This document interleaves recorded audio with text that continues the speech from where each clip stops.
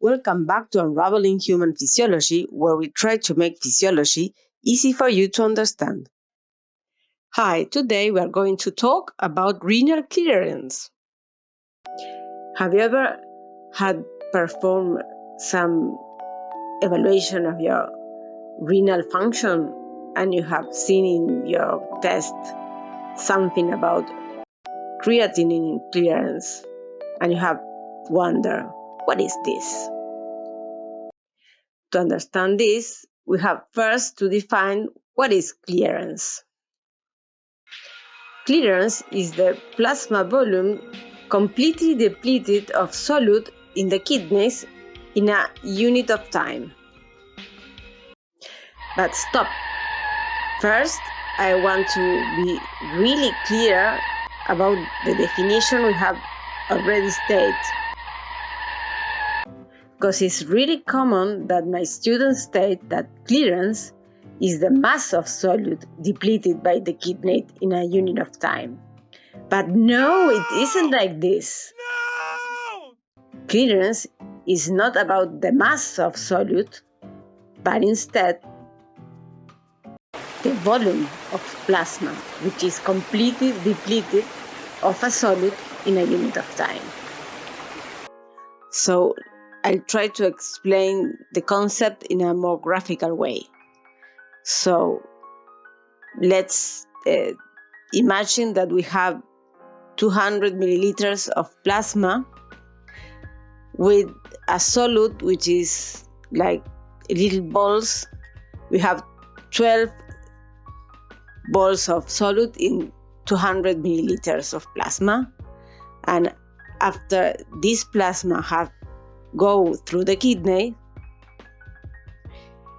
it will suffer a clearance of the solute of 100 milliliters per hour. So if we have 200 milliliters and an hour have passed of clearance, we will have 100 milliliters devoid of any solute, empty, and the other 100 milliliters will be in equal concentration of solute as before. Does the plasma really look like this? 100 milliliters devoid of any solute and the other half in equal concentration as before? No, of course not. No! Because this plasma that we said that is devoid of any solute is what we call a virtual volume. It doesn't really exist. But we know that this is the quantity of plasma that has been depleted of solute in this unit of time. So how does the plasma really look like after being cleared of the solute? The remaining solute will be equally distributed in the 200 milliliters of plasma. To be even more graphic, I will replace the solute from little balls to a dye. So we have originally a dye in a certain concentration which gives us a solution which is blue. After going through the kidneys, if I take a sample and see the solution, I will see that it's not anymore blue, but is light blue. That is the real thing. But if we want to calculate clearance of this solution, I will put in the bottom part of the container the solution in the concentration, the original concentration, so we can see the solution of blue. And in the above, we have the solution completely depleted of dye, so we see it white because it's empty.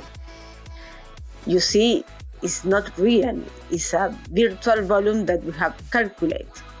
So this part which is white, depleted completely of solute, this volume is the clearance of this dye. And in the bottom part, we have the part which is not cleared. So this is the difference, which is the real dye, which is the same the same color in all around the solution, that was the plasma will really look like with the dye depleted. But if we want to calculate which quantity of volume was depleted, we have to make the calculus like in the clearance with a virtual volume. I hope that now it will be more clear, the concept, it will be more easy to understand. I recommend you that you go on and see this definition several times, and it will be getting more clear each time that you will see again the definition, because it's a bit complicated definition. Don't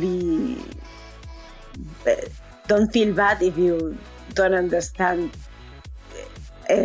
quickly the definition.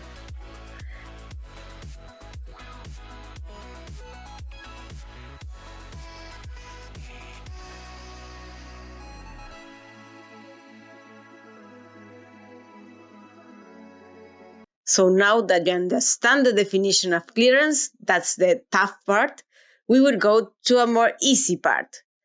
How can we calculate clearance? The clearance of a substance X is the concentration of X in urine times the urine flux divided the concentration of X in plasma. So we need a urine sample, and usually it is a 24 hours urine sample, because clearance calculated from a 24 urine sample is more accurate. And then we need a blood sample. And now the next step. Why does doctors request creatinine clearance in particular? Creatinine forms part of the energy metabolism of muscle cells. When, for example, a part of these muscles are recycled, some creatinine is free and it goes to the plasma. When this plasma with creatinine reach the kidneys, and some creatinine will be filtered into the lumen of the nephrons. Once inside the nephron, creatinine doesn't interact with the nephron. It is not reabsorbed, nor did it secrete, so it will traverse all the nephron segments without change until it reaches urine, where it is eliminated. So the creatinine that is filtered is equal to the creatinine that is excreted. The mass of creatinine that is filtered is called the filtered load, and the mass of creatinine that is excreted is called the excreted load.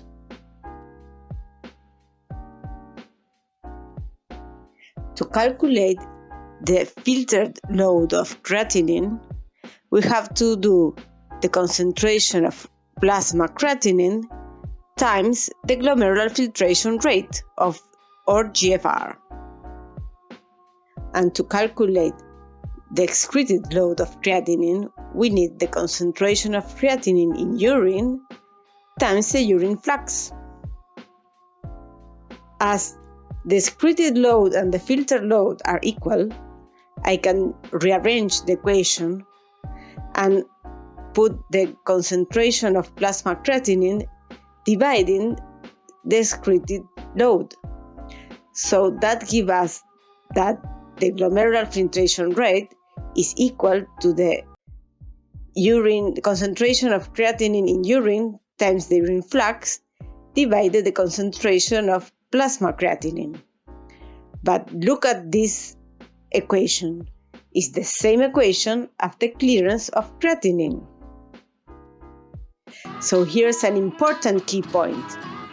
We can estimate the glomerular filtration rate by calculating the clearance of creatinine, and that's very useful. So, because we can evaluate renal function, in particular glomerular filtration renal function, by simply asking for a creatinine clearance of our patient. Very easy to do, non-invasive, very good way to estimate GFR. But look at this interesting point that is very useful in a shock room where we don't have 24 hours to estimate creatinine clearance. If we put aside the excreted load, we will have that GFR is proportional to 1 divided the concentration of plasma creatinine. This means that we can estimate GFR by simply looking to the creatinine plasma concentration. That's even more useful because we just run some blood labs, and we will see the creatinine concentration, and we can estimate if the kidney function is normal or not. But this is only the case if the concentration in creatinine is not rising because of other factors. So we can estimate GFR with plasma creatinine concentration, but if we want to be sure, we need to run some creatinine clearance. For example, if a patient who have never done some sports decides to go to the gym for 12 hours non-stop in a run, and then you perform some lab tests. Probably, if you look at the creatinine plasma level, it will be higher because some muscle cells will surely be lost and broken, and that will rise creatinine plasma. So you will be asking, plasma creatinine is high because the renal function is bad. But in this patient, if you in that time run a creatinine clearance, probably if the kidney function is normal, creatinine clearance will give you a normal creatinine clearance. And that's an example where creatinine plasma will not be a good estimator of GFR because it's high, not because of malfunctioning of the kidney, but because of another reason, in this case, lysis of muscle cells. What happened with the clearance of a substance that is reabsorbed in the nephron? For example, sodium. Sodium, once it is filtered into the lumen of the nephron, when it goes through the different segments of the nephron, it will be little by little be reabsorbed. And then sodium in this urine will be very little.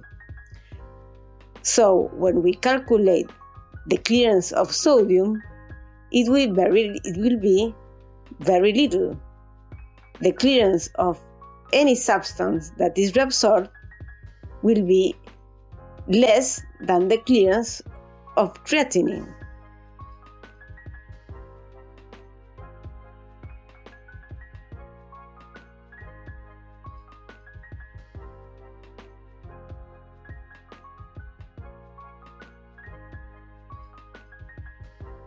Some examples of substances that are reabsorbed are glucose. Glucose is an extreme because clearance of glucose is normally 0, because in a patient with a normal functioning of glucose metabolism, none of this glucose will reach urine, so clearance will be 0. We have sodium. I told you that clearance of sodium is very little, because most of it is reabsorbed. And then we have clearance of calcium and phosphate, which clearance will vary with the diet, with hormonal states, etc. And how's the clearance of a substance that is secreted in the nephron? For example, we have Paraminipurat.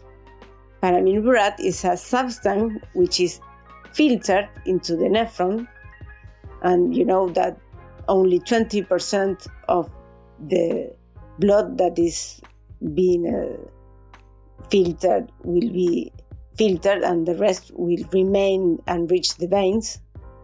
Before reaching the veins, the remaining Paraminipurat will be secreted into the lumen of the nephron. So then the amount of Paraminipurat will reach urine will be higher than the amount of Paraminipurat that was filtered. And if we calculate Paraminipurat clearance, its clearance will be higher than creatinine clearance. So for each clearance that is higher than creatinine clearance, this substance we know that it is secreted in the nephron. In particular, as Paraminipurat is extremely secreted and none of the Paraminipurat that reach the renal arteria will reach the renal vein, which the clearance of Paraminipurat, we can calculate the renal plasma flow. Obviously, it's not a study that we perform a lot because we have to put an external substance into our patient, and sometimes we don't want to do that. But know that we can calculate, if we can estimate renal plasma flux if we need it. It's very simple.